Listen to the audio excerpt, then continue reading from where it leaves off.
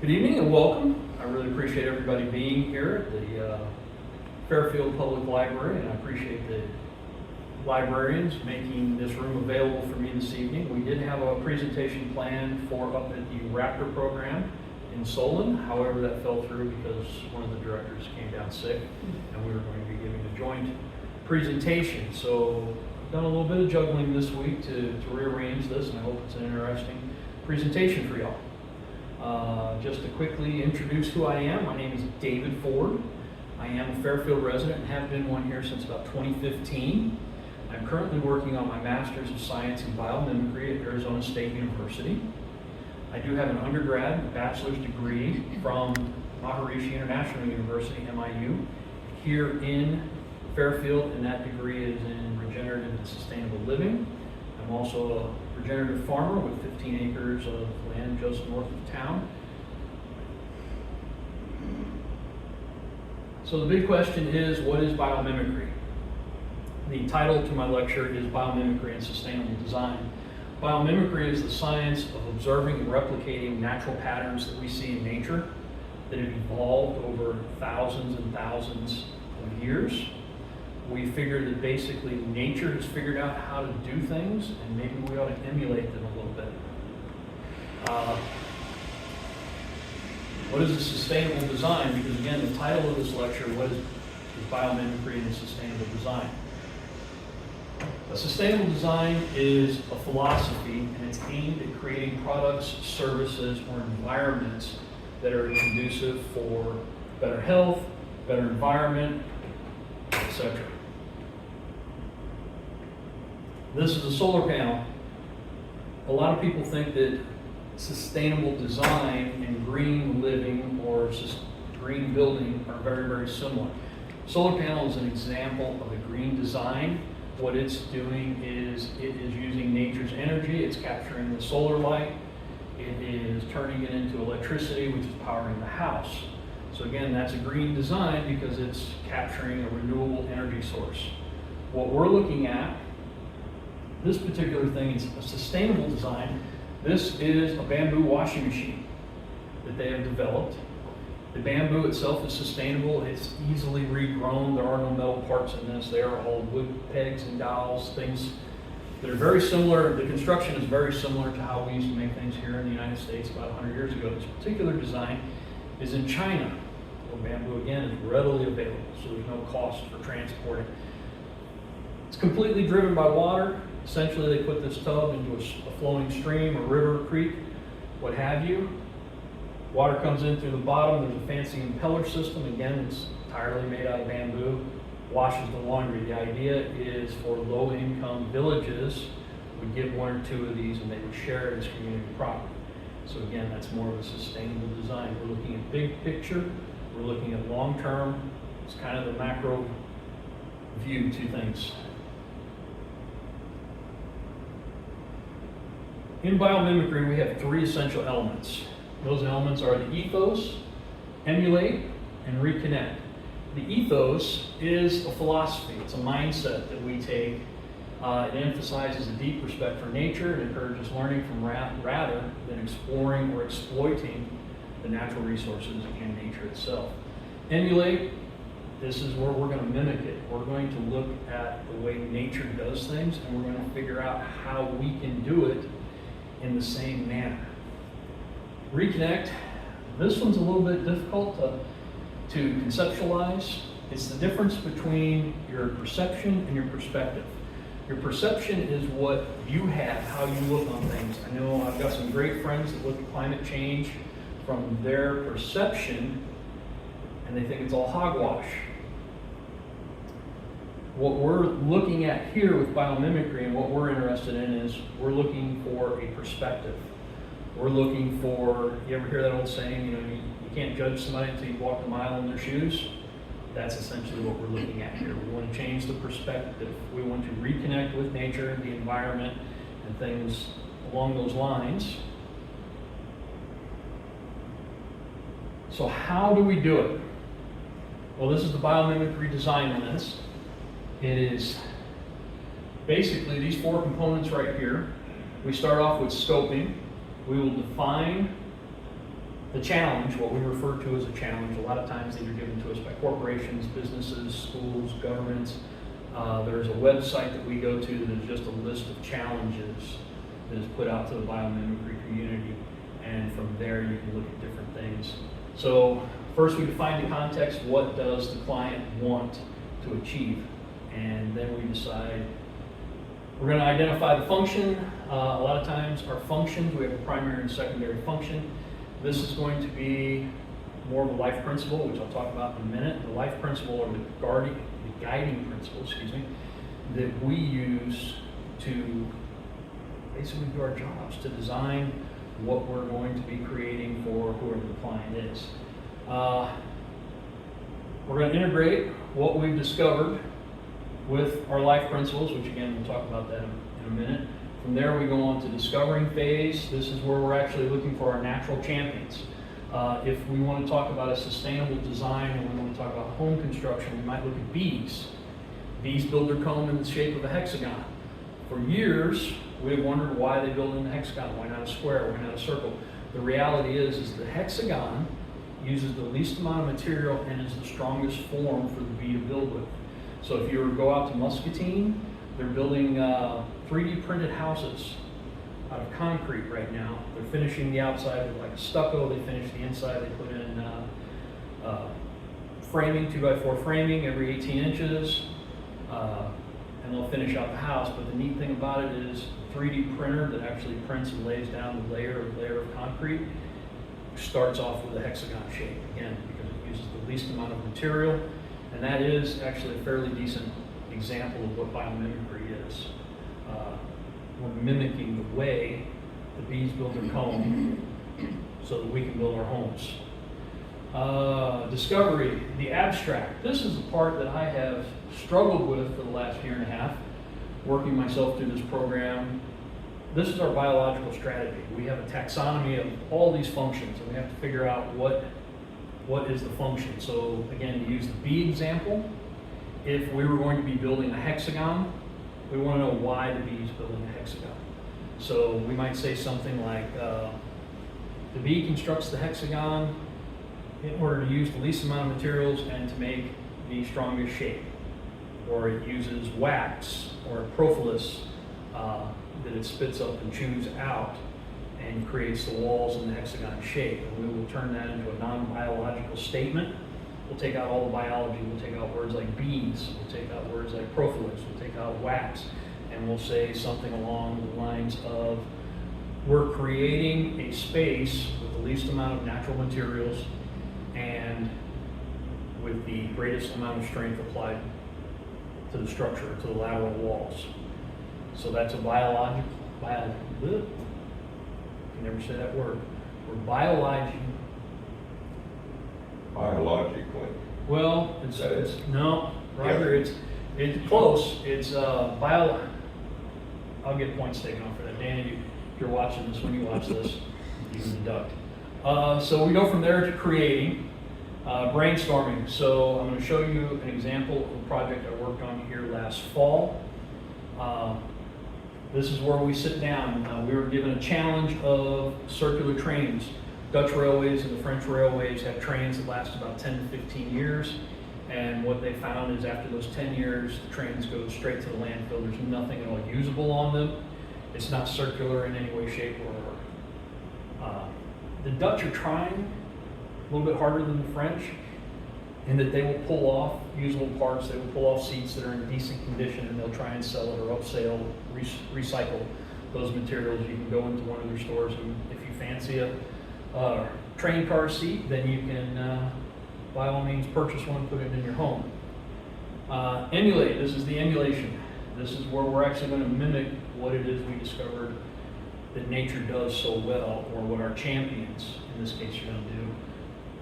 Measuring, this is our, we're going to go back to our life principles, and we're going to look at, did we stay on track? The life principles, again, it's a guide, it's a framework that kind of decides, we select it from the very beginning of the project, and we keep it in mind as we're moving throughout the project. So we're always referencing back to that to make sure we don't get off track and that we meet our life principles. That's essentially it for the Biomimicry Design lens. I'll take a better peek at it there. Apologize, I forgot it was going to zoom in on that. So here's the life principles. Planet's been around between 3.8 and 4.5 billion years. We figured that nature has figured out how to do things in the best way, mostly through trial and error. Long before we started, we use the word terraforming. You know, nature figured out how to put minerals in the soil to make the soil healthy. It uses the animals, it uses everything around. So life principles embody the universal patterns observed in species that manage to survive and prosper within their environments.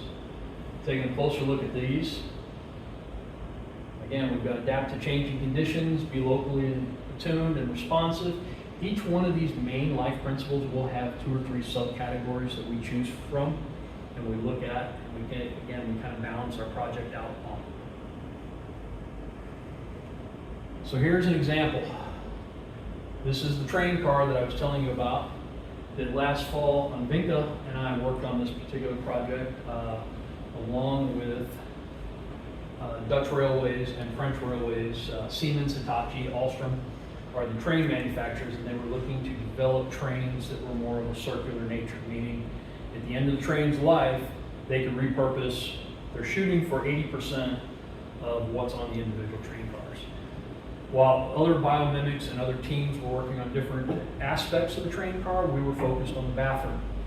What they found is, during various surveys over the years, is that the bathroom is the dirtiest place in the train. People don't want to use it. Lots of germs, lots of bacteria. So we started with that was our challenge, was to develop a more circular design, different approach. We started looking through the different champions that we've put up here in a mind map.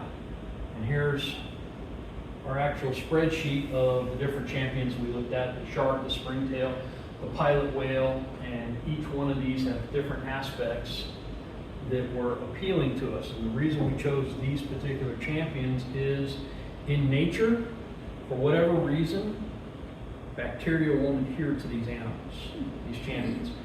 Microbes won't adhere to them, or there's something natural in the skin that completely destroys the microbes and the bacteria. What we ended up going with was the shark. If you've ever touched a shark's skin, you feel it's very sandy. It's very much like sandpaper. But if you were to look at it underneath the microscope, what you would see is these little pyramid-shaped structures. Okay, and they're all laced together, pretty much one on top of another, and they're closer together than the thickness of your hair, basically. You know, hair on your head, that is. And the bacteria, because of the shape, can't cling to it. So the bacteria sloughs off. The edges are extremely sharp, so the other thing that they noticed is microorganisms that attach themselves, are capable of attaching themselves within a matter of minutes to hours to a day or two. The cell wall is destroyed, so the microorganism dies.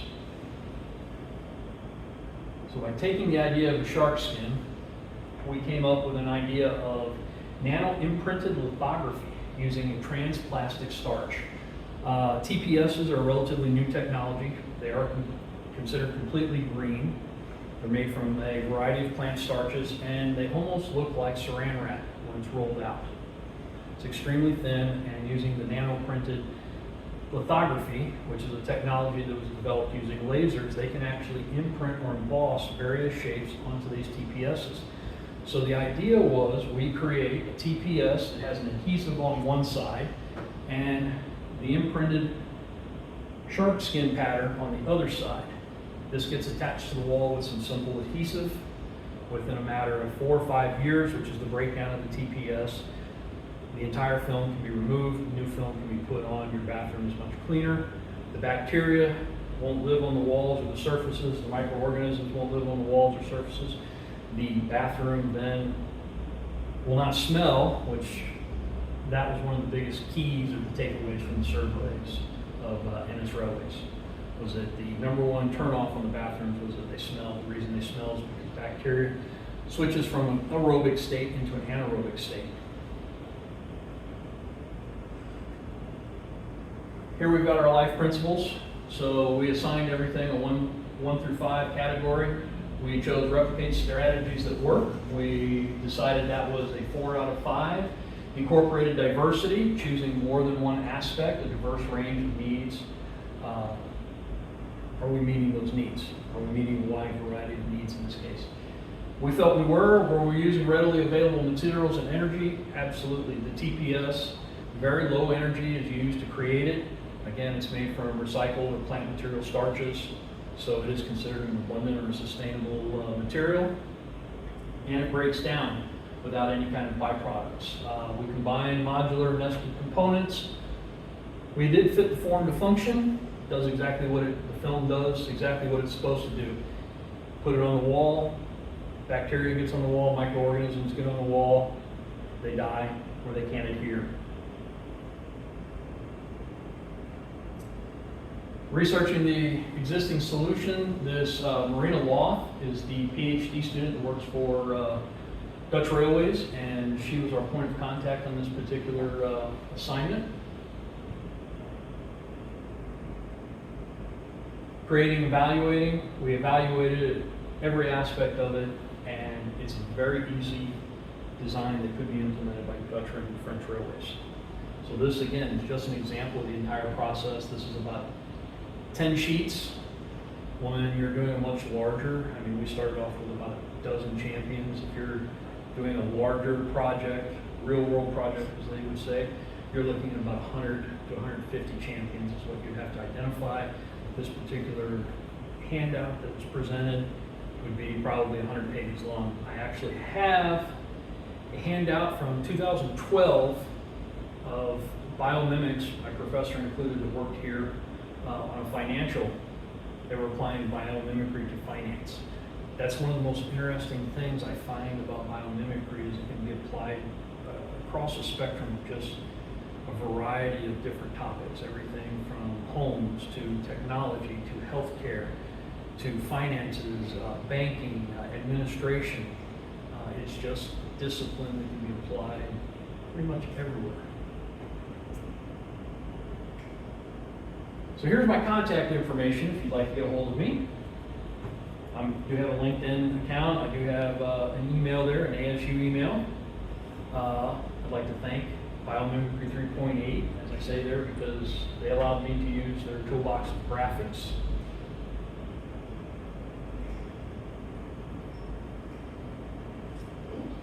You're welcome. Any questions, comments, concerns?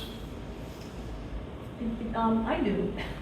Sure. So was the plan to just line the toilet, or were you going to line the walls? Line the walls, Everything. the sink, The whole the thing. handles, pretty much everything would get lined with this film. Again, it's extremely thin, it rolls on very easily. The adhesive that we researched, again, was a water-based adhesive. One of our life principles is doing chemistry in water.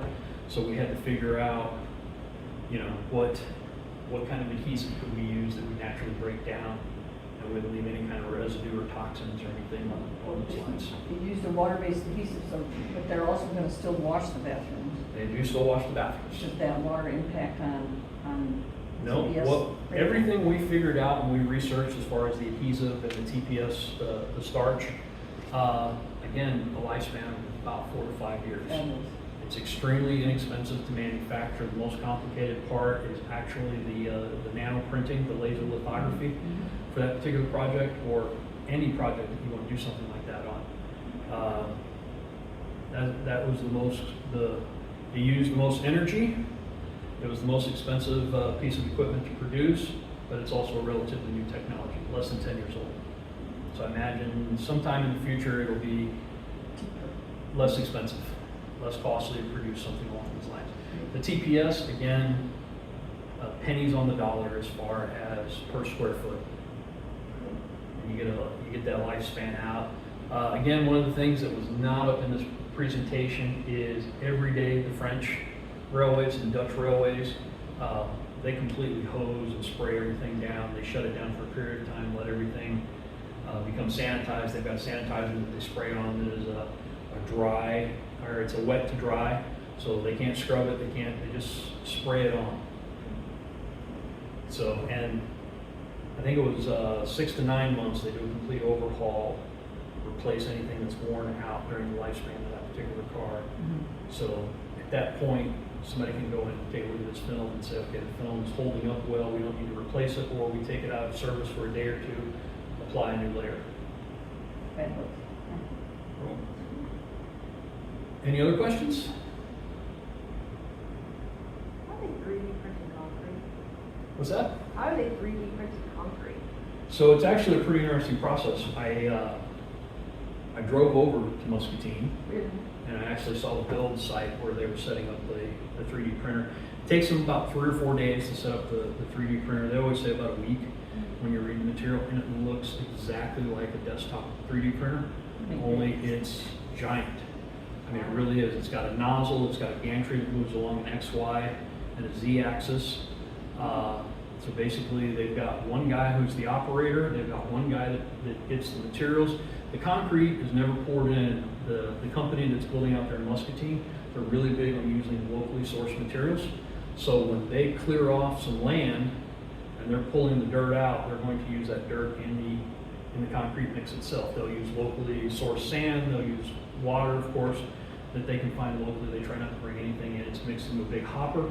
It's pumped out and extruded through a nozzle that looks like a piping nozzle if you ever bake a decorated cake.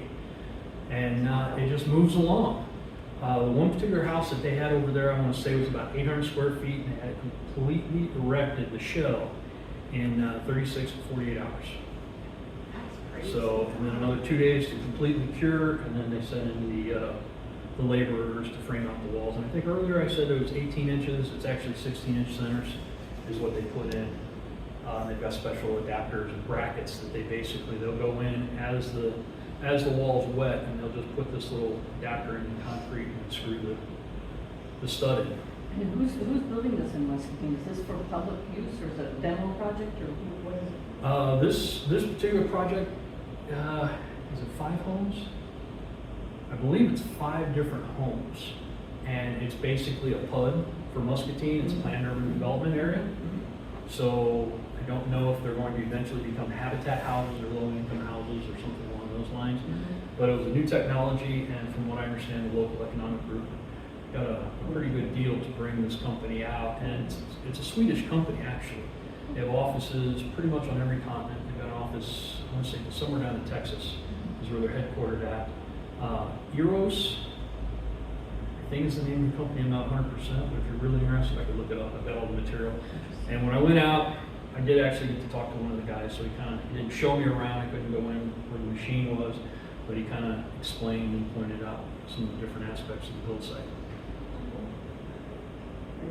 I'm not understanding about your concrete. Are they pouring like hollow shells, or is No. it a solid thing? It's solid. Okay. It really is, Roger. It's, again, think of it like Catherine's made cakes over the years, right? Got them all kind of fancy and stuff like that, where they got a piping bag that's hooked up to this machine. They bring the concrete in a liquid form. It's mixed up through a variety of augers, and then there's no hardeners used, but they put a fiber in there. So just like fibercrete, that's the last thing that's mixed in. So it comes out, it's extremely thick and dense, so it doesn't slosh down or give way. It holds its form. And they just lay it down basically one bead at a time, one layer at a time. And Or then just horizontal? correct. And then Okay, you I just had build straight up. figured the other way, that's what I was on. Nope, you're good. Cool. Yeah, it's a neat process. And actually, the 3D printing, again, it is an idea that was captured from biomimicry. They were looking at how bees build the honeycombs. They build them in an octagon shape, and they literally build them one layer at a time and just continue to layer on top and on top until they have the shape that they want. So it's extremely interesting to me. All right, well, if there are no other questions, again, I thank everybody for being here, and try and have a good night. Thank you very much.